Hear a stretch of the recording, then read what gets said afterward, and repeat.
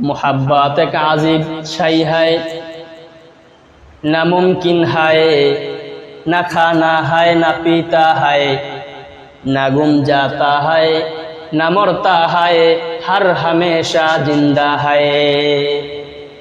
मोहब्बत এটি আল্লাহর এই আশ্চর্য সৃষ্টি যে খায়ও না, পান করেও না, এমনকি ঘুমায়ও না, আর সে কখনো কোনোদিন কখনো মৃত্যুবরণও করবে না। মোহাব্বত এ কি ঘুমায়? কখনো বলতে পারেন ঘুমায়? কারণ যদি মোহাব্বত আমার আপনার মতো ঘুমাই যাইতো, তাহলে ঘুমের মধ্যে প্রিয় মানুষটাকে স্বপ্নে যুগে দেখা দিত না নাকি? মোহাব্বত আর ভালোবাসা যদি ঘুমিয়ে যাইতো, তাহলে আমার প্রিয় মানুষ ঘুমের ঘরে আসতো না। তার মানে বোঝা যায় যে ঘুমের মধ্যেও মোহাব্বত কাজ করতে থাকে, ভালোবাসা কাজ করতে থাকে। মোহাব্বত যদি মৃত্যুবরণ করত, তাহলে মৃত্যুর পরেও যেই বান্দা মৃত্যুবরণ করে, বান্দা যদি ভালো হয় তাহলে তার প্রশংসা করতে থাকে, তাকে মনে করতে থাকে, তার দুনিয়াতে না থাকার কারণে আফসোস করতে থাকে, কারণ তার প্রতি যে একটা মোহাব্বত, সে চলে গেছে কিন্তু তার মোহাব্বত আমাদের মধ্যে রয়ে গেছে, ঠিক কিনা? এই মোহাব্বত এইটা এমনই একটা আল্লাহর কুদরত, যেটা কাল হাসরের ময়দানে মানুষের জন্য অত্যন্ত জরুরি হয়ে পড়বে। আমি আপনি যদি মোহাব্বত করি, আলেমকে মোহাব্বত করি, আমি আপনি যদি নবীকে মোহাব্বত করি, আমি আপনি যদি আল্লাহকে মোহাব্বত করতে পারি, তাহলে কাল কিয়ামতের ময়দানে আল্লাহই আপনার কাজে আসবে।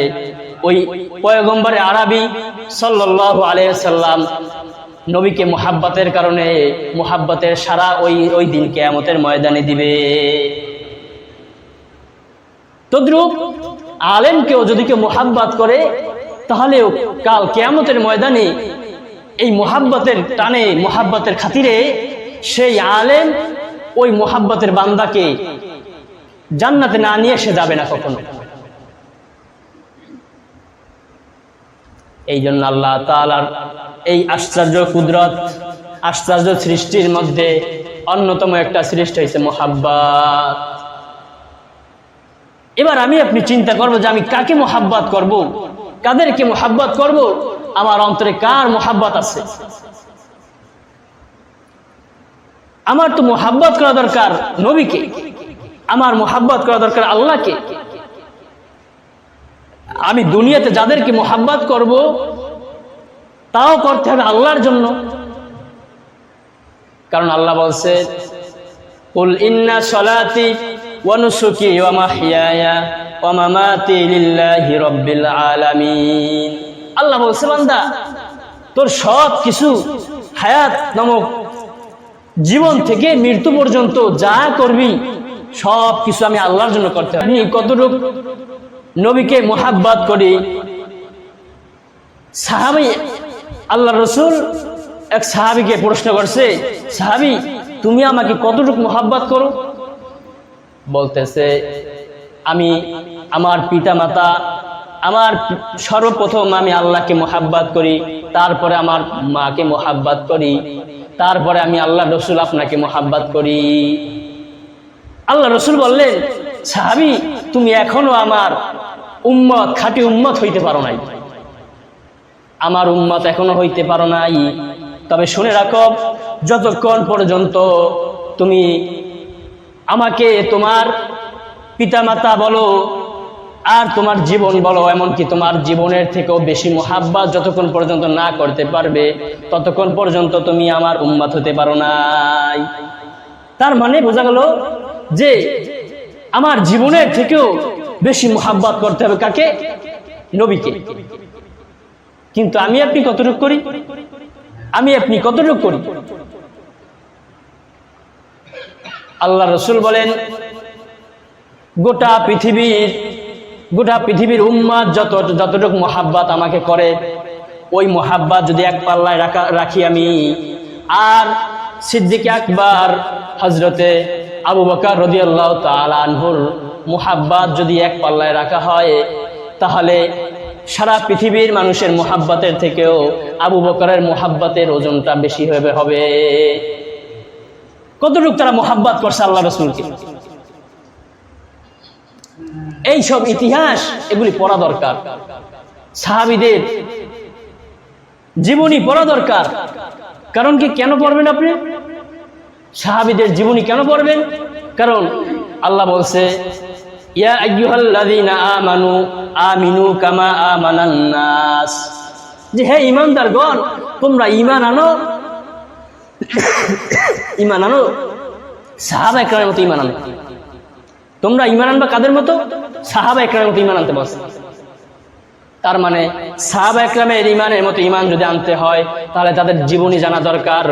তারা কতটুক আমল করেছে, তারা কতটুক তাদের বিশ্বাস ছিল, তারা কতটুক আল্লাহ রাসূলকে ভালোবাসছে, কেমন ভালোবাসছে, এটা জানতে হইলে পড়া দরকার, জানা দরকার।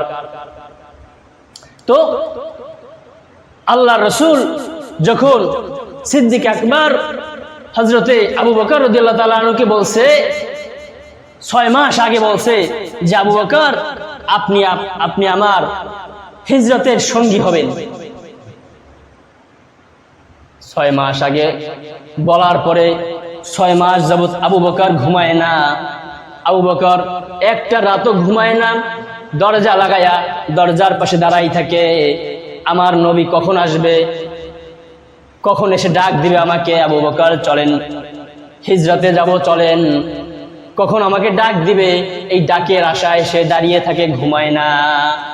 যদি ঘুমায় যায় আর আল্লাহ রাসূল এসে দরজায় দাঁড়াবে, 2-4 বার ডাক দিবে, তারপর আমার ঘুম ভাঙবে, আল্লাহ রাসূল কষ্ট পাবে। এতটুকু কষ্ট দেয় নাই, সেই কষ্ট দেবে না বিদায় 6 মাস যাবত ঘুমায় না। আর আমি আপনি কি করি? শুধু তাই না, বলে আবু বকর রাদিয়াল্লাহু তাআলা আনহু যখন হিজরতে যাওয়ার পরে, আল্লাহ রাসূলের সঙ্গে যাওয়ার পরে, যখন ওই পাহাড়ের উঁচায় যখন গুহার মধ্যে থাকবে, তো সেই পাহাড় অনেক উঁচু পাহাড়ে একা মানুষ উঠতেই খুব কষ্টকর হয়ে যায়। সিদ্দিক আকবর আবু বকর রাদিয়াল্লাহু তাআলা আনহু আল্লাহ রাসূলকে বলে, ওগো আল্লাহর রাসূল, আপনি পাহাড়ে উঠবেন, আপনার কষ্ট হয়ে যাবে, আপনার শরীর থেকে ঘাম ঝরবে, আপনার পা মুবারক ব্যথা হয়ে যাবে, এটা আমি সহ্য করতে পারবো না। আবু বকর আল্লাহ রাসূলকে ঘাড়ে নিয়ে সেই উঁচু পাহাড় সেইখানে উঠে গেছে। শুধু উঠে যায় নাই, ওঠার পরে বলতেছে, ওগো আল্লাহ রাসূল, আপনি দাঁড়ান, আমি আগে গুহার মধ্যে প্রবেশ করব, তারপরে আপনি যাবেন। যখন গুহার মধ্যে প্রবেশ করার পরে, গুহাটা পরিষ্কার করার পরে, গুহার মধ্যে যতগুলি গর্ত ছিল, এই গর্তগুলি আবু বকরের পাগড়িগুলি ছিঁড়ে গর্তর মুখগুলি আটকাইলেন। একটা মুখ খোলা ছিল, যে মুখটা আটকাইতে পারে নাই, কাপড় শেষ আটকাইতে পারে নাই, ওই মুখটা আবু বকর রাদিয়াল্লাহু তাআলা তার বৃদ্ধাঙ্গুলি দিয়ে মুখটাকে আটকায়া, আর তার পাটাকে, রানটাকে আল্লাহ রাসূলের বালিশ বানায়া, এবার আল্লাহ রাসূলকে ডাক দিয়েছে, আল্লাহ রাসূল আসেন, আপনি আরাম করতে আসেন। অনেক বড় ঘটনা। তো যখন এক পর্যায়ে ঘুমায় যাওয়ার পরে, ওই দিক দিয়ে ওই যে একটা ছিদ্র ছিল, ওই ছিদ্র দিয়ে সাপে কামড় দিছে। সাপে কাটার পরে দেখেন কতটা ধৈর্য আর কতটা আল্লাহ রাসূলকে মুহাব্বত করেছে, যে সাপে কাটার পরে একটু শব্দ করে না, একটু নড়াচড়া করে না। যদি আল্লাহ রাসূলের ঘুম ভেঙে যায়, তাহলে তার ঘুম ভেঙে গেলে কষ্ট পাবে, এই জন্য সে একটু নড়াচড়া করে না। কিন্তু বিষের যন্ত্রণায় শরীরটা নীল হয়ে গেছে, আর বিষের যন্ত্রণার কারণে শরীর, চোখ থেকে এক ফোঁটা পানি নিচে পড়েছে। আল্লাহ রাসূলের মুখ মোবারকে পড়ার পরে আল্লাহ রাসূলের ঘুম ভেঙে গেছে। এখন দেখে আবু বকর কান্না করতেছে। বলে, আবু বকর কেন কান্না করেন? বলতেছে, গো আল্লাহর রাসূল, সমস্ত ছিদ্রগুলি আটকাইছি, একটা ছিদ্র আটকাইতে পারি নাই, ওই ছিদ্র থেকে আমাকে সাপে দংশন করেছে। এবার আল্লাহ রাসূল তার জবান মোবারক দিয়ে একটু থুতু লাগিয়ে দিলেন, তার শরীরের বিষ পানি হয়ে গেছে। এবার কিছুক্ষণ পরে ওই গর্ত থেকে এই সাপটা বেরিয়ে আসছে। দেখেন, একটা অভোলা একটা প্রাণী, বিষধর প্রাণী সাপ, সেও কতটা মুহাব্বত আল্লাহ রসুলকে করেছে একটু চিন্তা করে। সাপটা যখন বেরিয়ে আসলো, আসার পরে আল্লাহ রসুল ধমক দিয়ে বলছে, এই গাদ্দার, তুই আবু বকরকে কেন ধ্বংসন করেছো, কেন কামড় দিয়েছো? এবার সাপের জবান খুলে গেছে। সাপ বলতেছে, ও আল্লাহর রসুল, আমি ওই আসমানের দফতর থেকে, আসমানি কিতাবের দফতর থেকে যখন যাইতেছিলাম, আরো 100 বছর আগে আমি যখন যাইতেছিলাম, তো ওই দফতরের মধ্যে আলোচনা হইতেছিল যে আপনি নাকি আসবেন, আপনি দুনিয়াতে আসার পরে এই গুহার মধ্যে প্রবেশ করবেন। তো সেই 100 বছর আগে আমি সেইখান থেকে এই গুহার মধ্যে আসছি। আসার পরে আল্লাহ রসুল, আমি খেয়ে না খেয়ে এখানে থাকি, কখন আপনি আসবেন আপনার আশায়, আপনার ভরসায়, আপনাকে এক নজর দেখার জন্য আমি এখানে 100 বছর যাবত ধরে এখানে অবস্থান করতেছি খেয়ে না খেয়ে।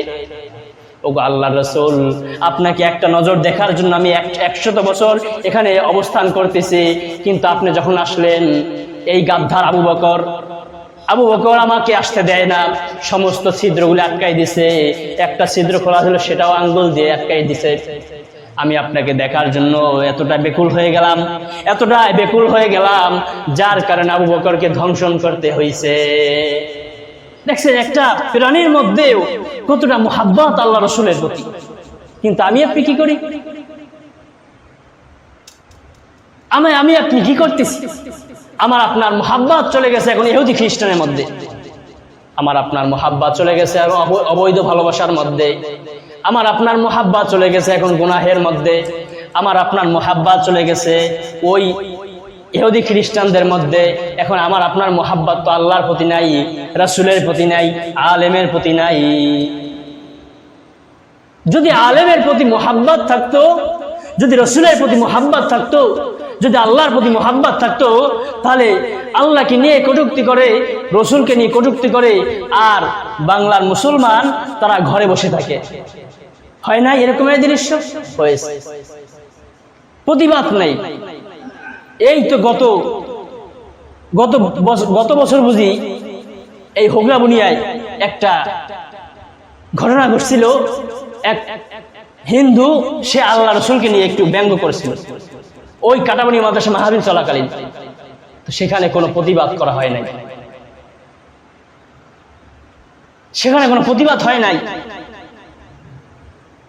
অথচ যে রসুল আমার আপনার জন্য কতটা কষ্ট করেছে, এমনকি এখনো পর্যন্ত আল্লাহ রসুল তিনি মেরাজ, এখনো পর্যন্ত আল্লাহ রসুল রওজার মধ্যে বসে কান্না করতেছে, এখনো কান্না করতেছে। কিন্তু আমি আপনি তার জন্য কতটুকু করলাম, তার জন্য কতটুকু কান্না করলাম? কিছুই করতে পারি নাই। আজ যদি আলেমের প্রতি মুহাব্বত থাকতো, তাহলে আলেম কখনো জেলখানায় পচে মরতো না। আলেমের প্রতি যদি মুহাব্বত থাকতো, তাহলে বিনা কারণে, বিনা দোষে আলেমকে জেলখানায় নিয়ে সেখানে পচে মরতে হতো না। এর দ্বারা বোঝা যায় যে